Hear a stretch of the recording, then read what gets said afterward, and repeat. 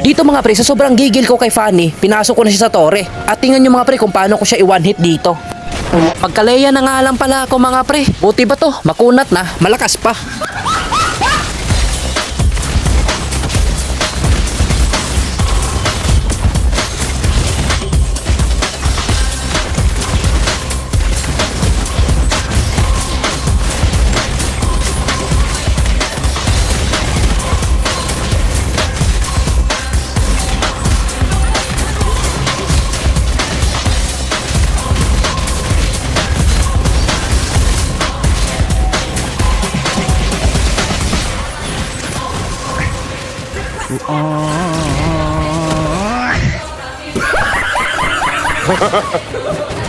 Ha ha ha ha!